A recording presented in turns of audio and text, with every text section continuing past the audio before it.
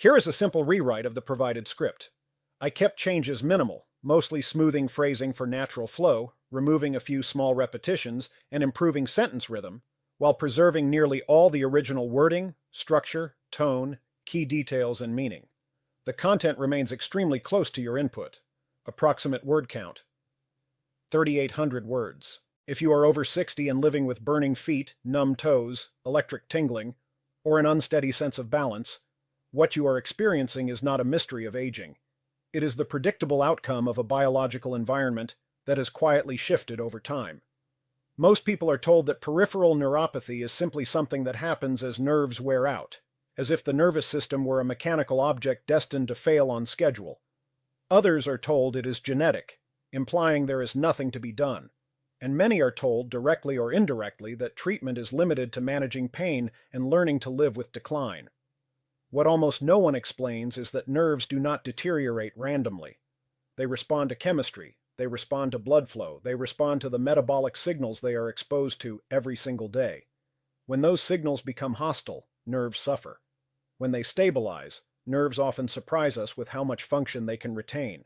Peripheral neuropathy is not a single disease, it is a pattern of injury. It describes what happens when peripheral nerves, the long communication cables that connect the brain and spinal cord to the rest of the body, begin to malfunction. These nerves are responsible for sensation, movement, balance, temperature perception, and pain signaling. Because they are long and metabolically demanding, they are uniquely vulnerable to changes in blood sugar regulation, circulation, inflammation, and nutrient availability.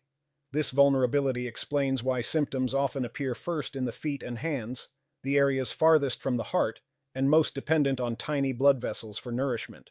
One of the most important concepts to understand is that nerve damage develops long before nerve pain does. For years, sometimes decades, nerves can be exposed to subtle but persistent metabolic stress without producing dramatic symptoms. During this time, damage accumulates quietly. Proteins inside nerve fibers begin to change shape. Blood vessels stiffen. Protective insulation thins. Electrical signals slow and become less precise. The nervous system compensates remarkably well, masking early dysfunction. By the time burning, numbness, or instability becomes noticeable, the process is already well underway. This delay is what makes neuropathy feel sudden and unfair, even though it has been building gradually beneath the surface. At the center of this process for a large percentage of people is a class of compounds called advanced glycation end products, commonly abbreviated as AGEs. These compounds form when glucose molecules bind irreversibly to proteins and fats in the body. This is not a benign attachment. It changes the structure and behavior of the tissues involved. Once formed, AGEs are difficult to remove, and they accumulate over time. They are particularly damaging to tissues that rely on flexibility, precise signaling, and delicate blood flow, which makes peripheral nerves a prime target. To understand why AGEs matter so much, it helps to visualize what happens at the molecular level. Glucose is an essential fuel, but it is also reactive. When blood sugar remains elevated for extended periods, glucose molecules collide more frequently with proteins. Under the right conditions, they bind together, forming stiff, sticky complexes. This process is similar to caramelization when sugar is heated during cooking. In the body, it happens slowly but relentlessly when glucose levels are poorly regulated. The result is tissue that is less flexible, less functional, and more prone to inflammation. Inside peripheral nerves, AGEs damage three critical components at once. First, they alter the nerve fibers themselves, interfering with the proteins responsible for transmitting electrical signals. Second, they damage the myelin sheath, the fatty insulation that allows nerve impulses to travel quickly and efficiently. Without healthy myelin, signals become weak, delayed, or distorted. Third, AGEs injure the tiny blood vessels that supply nerves with oxygen and nutrients. These capillaries are essential for nerve survival. When they stiffen or narrow, nerves become starved and vulnerable. This triple assault explains why neuropathy symptoms are so varied. Burning pain reflects irritated, overactive nerve fibers. Numbness reflects signal loss. Tingling reflects misfiring. Weakness reflects impaired communication with muscles. Balance problems reflect disrupted sensory feedback to the brain. These symptoms may appear in different combinations, but the underlying damage follows a common pattern. A crucial and often misunderstood point is that fasting blood sugar is a poor indicator of this process. Many people with neuropathy are told their glucose levels are normal because their fasting numbers fall within reference ranges. But fasting glucose reflects the lowest blood sugar level of the day, not the most damaging. The greatest opportunity for age formation occurs after meals, when blood sugar rises and stays elevated for hours. These post-meal spikes are where nerve injury accelerates, especially when they happen day after day, year after year. As we age, the body becomes less efficient at clearing glucose from the bloodstream.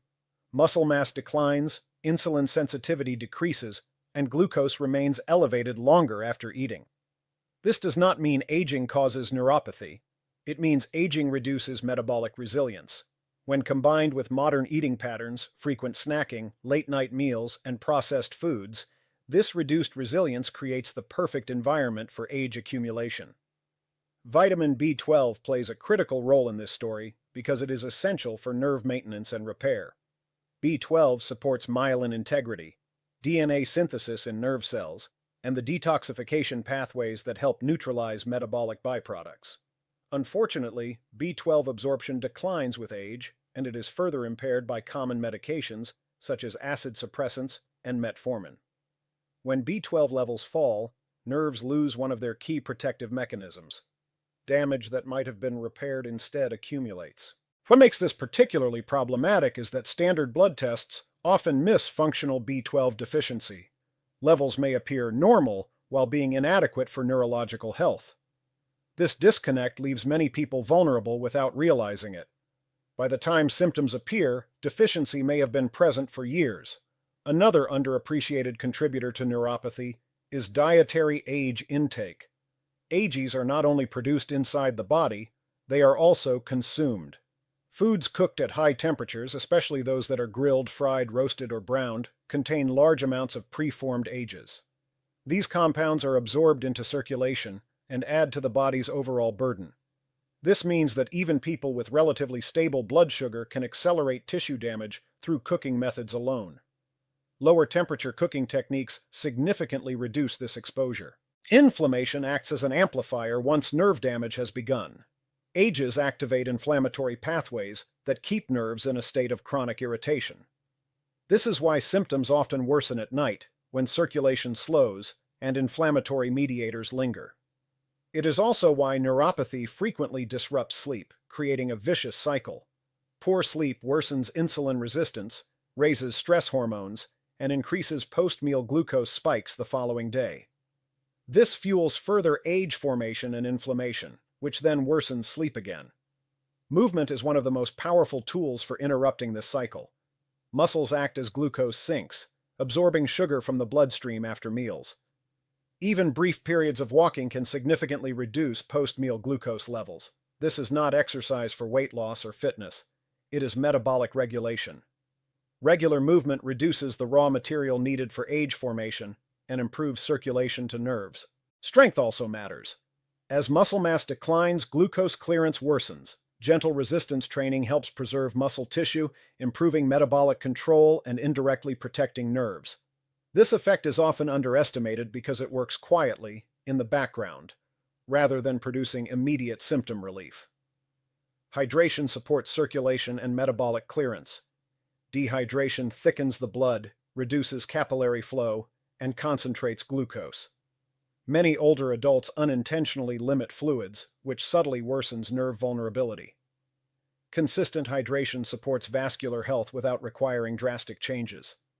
Stress influences neuropathy through hormonal pathways. Chronic stress raises cortisol, which increases blood sugar and promotes insulin resistance. Emotional stress does not cause neuropathy by itself, but it magnifies the metabolic conditions that damage nerves. Simple stress management practices reduce this hormonal pressure and support metabolic stability. One of the most damaging beliefs surrounding neuropathy is the idea that decline is inevitable. This belief discourages action and fosters resignation. While it is true that severely damaged nerves may not fully regenerate, many partially damaged nerves can stabilize and function more efficiently when the environment improves. People often experience reduced pain, better balance, improved sleep, and enhanced quality of life when further damage is slowed or stopped. The goal is not perfection, it is preservation. Every hour of stable blood sugar is an hour without chemical assault on nerves. Every night of better sleep supports repair. Every small reduction in inflammation improves signaling. Over time, these changes compound in a positive direction, just as damage once compounded in a negative one. Peripheral neuropathy is not simply a nerve disorder. It is a metabolic condition that reveals itself in the nerves first.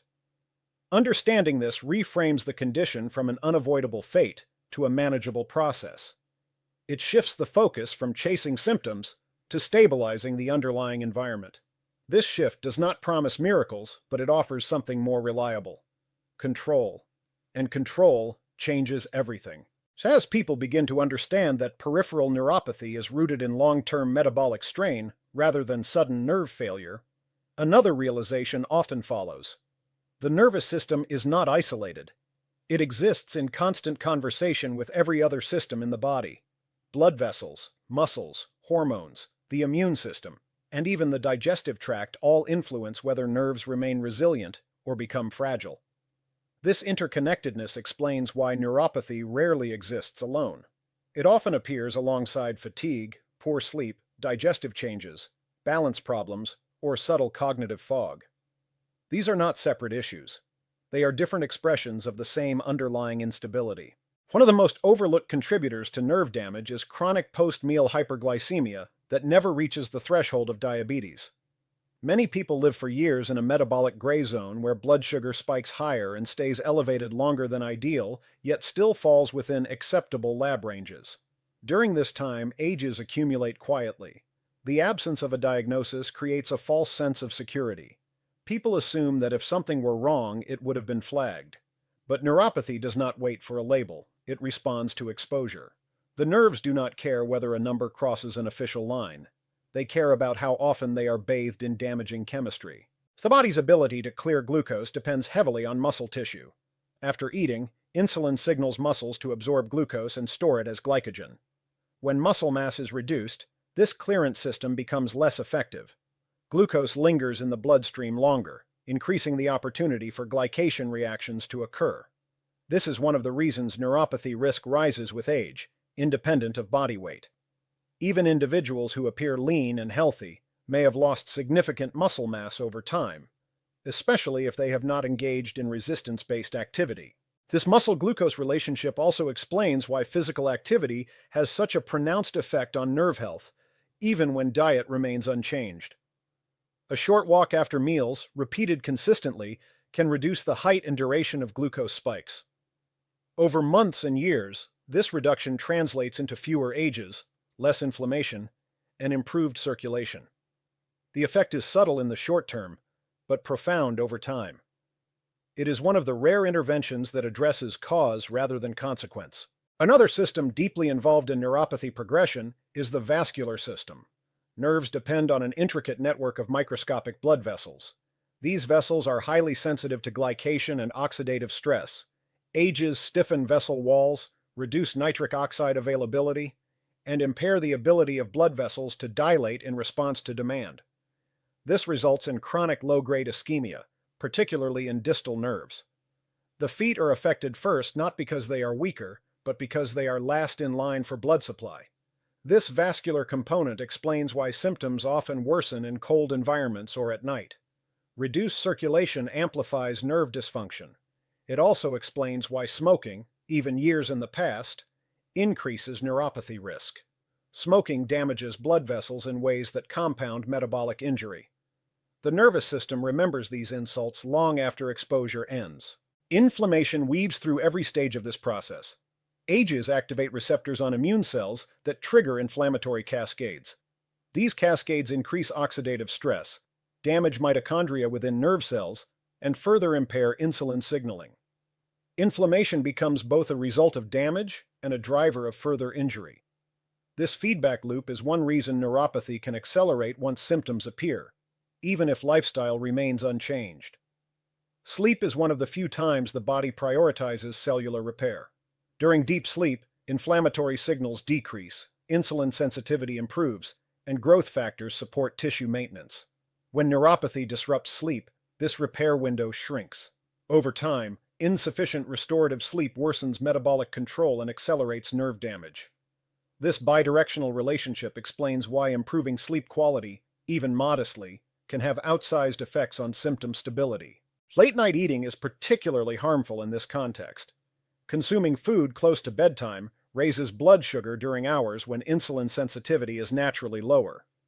This prolongs hyperglycemia and interferes with nocturnal repair processes. Many people notice that shifting their last meal earlier leads to improved sleep within days, followed by gradual improvements in neuropathy symptoms. This change requires no new foods, supplements, or medications. It simply respects the body's circadian rhythms. Digestive health also influences nerve function. The gut plays a role in nutrient absorption, immune regulation, and inflammation. Poor digestion, altered gut motility, or chronic irritation can impair absorption of key nutrients, such as B vitamins and magnesium. It can also promote systemic inflammation. While gut issues are rarely the sole cause of neuropathy, they can exacerbate vulnerability and limit recovery. Supporting digestive health becomes another way of improving the environment nerves depend on. The emotional impact of neuropathy deserves equal attention. Chronic discomfort, uncertainty, and fear of progression can lead to anxiety and depression. These emotional states further disrupt sleep, increase stress hormones, and reduce motivation for self-care. This creates another feedback loop, one that is psychological rather than biochemical but no less real. Breaking this loop requires understanding, support, and realistic expectations rather than blame or denial. It is important to acknowledge that not all neuropathy is metabolic. Autoimmune disorders, infections, toxins, chemotherapy, and genetic conditions can also damage nerves. However, even in these cases, metabolic health influences severity and progression. Stabilizing blood sugar, reducing inflammation, and supporting circulation benefit nerve health regardless of the initial cause. This universality makes metabolic support a foundational strategy rather than a niche one. As people adopt changes that stabilize their metabolic environment, progress often appears in subtle ways. Pain intensity may decrease slightly, sleep may improve, balance may feel steadier, temperature sensation may return. These changes are easy to overlook if one expects dramatic reversal, but they are meaningful. They indicate that ongoing damage has slowed and that surviving nerve fibers are functioning more efficiently. It is crucial to measure progress over weeks and months, rather than days. Nerves heal slowly. Metabolic adaptations take time. Fluctuations are normal. A bad day does not negate progress. Looking at overall trends provides a more accurate picture and prevents discouragement. For individuals with advanced neuropathy, the focus shifts from recovery to preservation. Preventing further loss of function can dramatically improve quality of life. Reduced pain, better sleep, and improved balance allow people to remain independent longer. These outcomes matter deeply, even when full sensation does not return. Medical collaboration remains essential. New or rapidly progressing symptoms require evaluation to rule out other causes. Medications may be necessary for symptom control and should never be discontinued without supervision. The strategies discussed here are not replacements for medical care. They are complementary approaches that address mechanisms often left unaddressed in standard treatment models. As research advances, the narrative around neuropathy is slowly changing. What was once considered an inevitable consequence of aging is increasingly understood as a modifiable process influenced by lifestyle, metabolism, and systemic health. This does not mean everyone will recover fully. It means that many people have more influence over their trajectory than they were ever told. The most important shift is conceptual. Neuropathy is not something that happens to people. It is something that develops within an environment. Change the environment, and you change the outcome. Not instantly, not perfectly, but meaningfully. Long-term stabilization of peripheral neuropathy depends less on dramatic interventions and more on consistency across small, repeatable behaviors. The nervous system responds to averages, not exceptions. One perfect week followed by months of neglect does little to change trajectory. But modest improvement sustained over years can fundamentally alter the course of decline. This principle often feels unsatisfying in a culture conditioned to expect fast results, yet it aligns closely with how nerve tissue actually adapts. Aging physiology plays a central role in why neuropathy becomes more common with time. As the body ages, insulin sensitivity naturally declines, mitochondrial efficiency decreases, and inflammatory signaling becomes more pronounced. These shifts occur even in people who maintain a stable weight and appear outwardly healthy. The decline is gradual and easy to ignore until symptoms appear.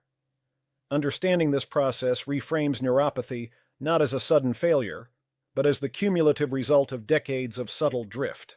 One of the most impactful yet underestimated changes with aging is the loss of neuromuscular communication. Motor neurons that control muscle fibers gradually withdraw, leaving some fibers denervated.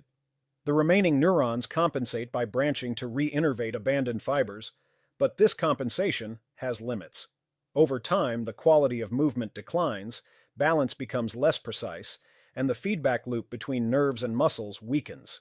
This deterioration increases fall risk and further reduces physical activity, accelerating muscle loss and metabolic instability. Foot health deserves special focus as neuropathy progresses. Reduced sensation increases the risk of unnoticed injuries, infections, and pressure-related damage. Daily inspection becomes a protective habit rather than a sign of vulnerability. Proper footwear, moisture control, and attention to calluses and nail health reduce secondary complications that can dramatically worsen outcomes. Many severe neuropathy-related disabilities arise not from nerve damage itself, but from preventable foot injuries that went unnoticed. Chronic pain alters brain processing over time. Regions involved in sensation, emotion, and attention become hyper-responsive. This phenomenon, known as central sensitization, amplifies discomfort and reduces pain thresholds. Addressing neuropathy therefore involves not only peripheral nerves, but also central nervous system regulation. Practices that calm the nervous system, slow breathing, mindfulness, gentle stretching, can reduce symptom intensity even when structural nerve damage remains unchanged. Micronutrient sufficiency should be monitored, especially for nutrients involved in nerve function. Vitamin B12 deficiency, for example, can mimic or worsen neuropathy. Magnesium plays a role in nerve conduction and muscle relaxation. While supplementation should be guided by testing and medical advice, awareness of these nutrients helps ensure that reversible contributors are not overlooked. Hydration influences blood viscosity and circulation. Mild chronic dehydration can reduce microvascular flow, subtly worsening nerve ischemia. Older adults often experience reduced thirst sensation, increasing dehydration risk. Regular fluid intake, adjusted for activity and social engagement, plays a surprisingly protective role. Isolation increases stress, worsens sleep, and reduces motivation for self-care. Maintaining connections, through family, community, or shared activities, supports mental health and indirectly improves physical outcomes. Movement often happens more naturally in social contexts, further benefiting metabolic stability. Fear of progression can quietly dominate decision-making. People may avoid activity to prevent pain or injury, unintentionally accelerating decline. Education helps replace fear with informed caution. Movement adapted to current capacity is safer than inactivity. The nervous system thrives on use. Disuse signals the brain that a region is no longer valuable, reducing investment in maintenance and repair. Healthcare systems often struggle to address chronic conditions holistically. Appointments are brief, symptoms are complex, patients may feel dismissed or misunderstood. Preparing for medical visits with clear symptom descriptions, timelines, and questions improves communication. Advocating for oneself is not confrontational. It is a necessary skill in managing long-term conditions. Caregivers also need support. Watching a loved one experience chronic discomfort can be emotionally taxing. Education helps caregivers understand that fluctuations are normal and that progress is rarely linear. Shared expectations reduce tension and improve cooperation. Caring for the caregiver ultimately benefits the person with neuropathy as well. As the years pass, the cumulative effect of small, supportive choices becomes evident. People who prioritize metabolic stability, movement, sleep, and emotional well-being often experience slower decline and fewer complications. Their symptoms may not disappear, but they become more manageable. Life remains rich and engaged rather than constrained. The final and perhaps most powerful concept is this: neuropathy does not define identity, It is a condition, not a character trait. People are not neuropathy patients first and foremost. They are individuals with histories, relationships, talents, and goals. Keeping this perspective prevents the condition from shrinking life's boundaries more than necessary. In the next section, the focus will shift toward prevention. How earlier awareness, even before symptoms appear, can dramatically alter outcomes, and how families can use this knowledge to protect future generations.